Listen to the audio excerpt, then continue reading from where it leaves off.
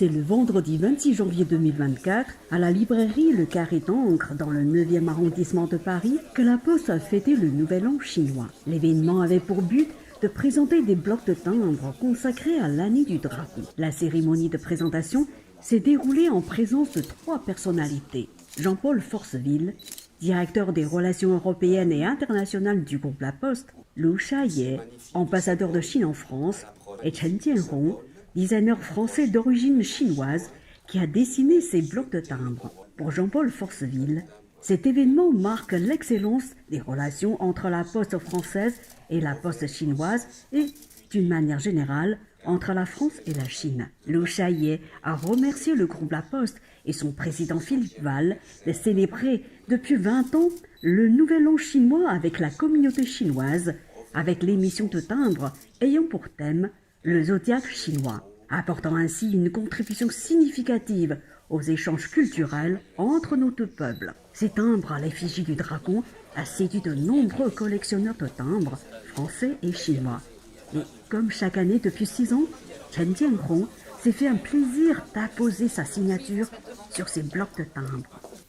Au cours des 6 dernières décennies, les relations sino-françaises se sont déjà très bien développées et apportant beaucoup de résultats. Par exemple, en 1964, l'année de l'établissement des relations diplomatiques entre nos deux pays, le volume du commerce entre les deux pays n'était que 100 millions de dollars. Mais l'année dernière, c'est déjà presque 80 milliards de dollars. Cela veut dire, en 60 ans, le volume de commerce entre nos deux pays sont multipliés par 800.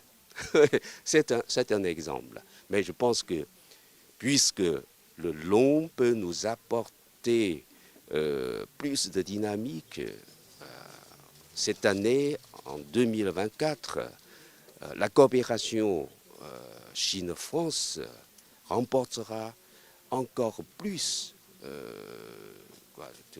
de résultats, de fruits. Ouais. Alors non, ce n'est pas une idée que nous avons eue. C'est vrai que ces deux horoscopes ou ces deux signaux sont un peu différents, mais a priori, pourquoi pas, et nous pouvons éventuellement y penser. En tout cas, nous allons continuer à être fidèles à nos émissions sur les signes de l'horoscope chinois. Merci beaucoup. Je suis très content parce que de travailler avec la Poste française en tant que chinois qui habite en France, faire voyager la culture chinoise et de partager aussi cette tradition, parce qu'en Chine, la collection de timbres, c'est très important. Et aussi, surtout cette année, c'est très important parce que c'est l'année du dragon.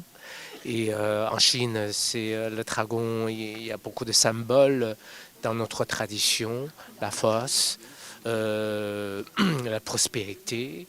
Et donc voilà, donc ici, c'est juste pour souhaiter tout le monde une bonne année et beaucoup de paix et la prospérité.